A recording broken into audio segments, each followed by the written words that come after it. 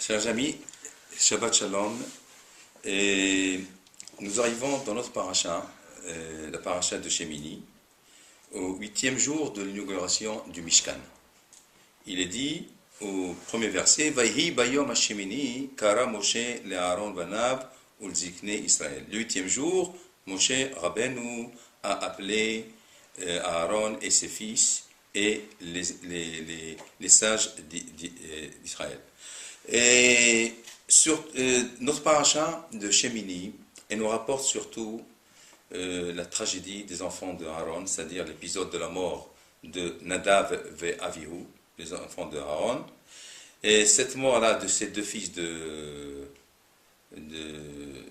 Aaron à Cohen a été expliquée par nos sages par plusieurs versions. Selon Rashi, et la faute de Nadav et Avihu qui a causé leur mort, Rashi dit Niknesu shtuye yain. Ils sont rentrés dans le sanctuaire lorsqu'ils étaient ivres, après avoir bu du vin. C'était la faute qui a causé leur mort. D'autres sages disent la raison qui a causé leur mort, c'est Horu halacha bifne rabam. Ils ont émis un psak, une décision ilchatique en présence de Moshe Rabbeinu. Et d'ailleurs le Talmud dit que c'est une faute très grave, c'est une avera, que devant son maître, on émet un psak de halakha. Par ailleurs, nous voyons aussi un autre midrash qui explique que Nadav et Avihu sont morts pour le fait qu'ils n'ont pas contracté de mariage, c'est-à-dire qu'ils ne se sont pas mariés.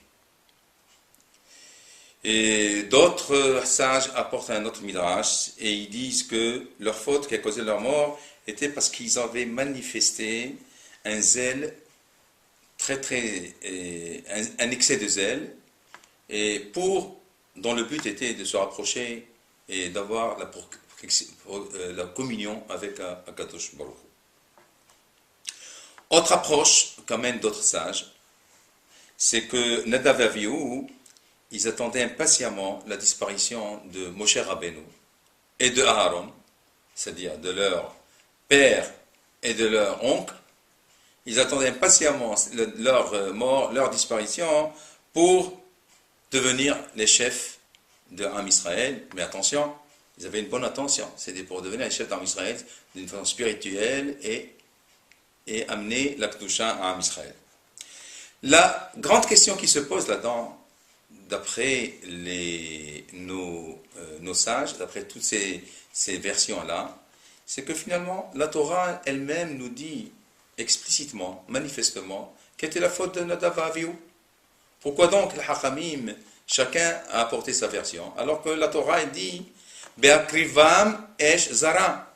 Ils ont amené un feu étranger. Non. Leur mort, finalement, elle est expliquée manifestement dans la Torah. Ils étaient punis, encore, parce que finalement, ils ont émis un feu étranger au sanctuaire. Et d'autant plus que, par ailleurs, on sait que Nadav et Avihu étaient d'un niveau moral très élevé. Alors, la question qui se pose, comment se fait-il que des grands tzadikim, des grands kdoshim, comme Nadav et Avihu, comme a dit la Torah, Bikrovai et Kadesh, comment se fait-il qu'ils ont commis une faute pareille, selon toutes les versions de Hachamim? Quelle était donc, disons, en d'autres termes, quelle était leur faute finalement?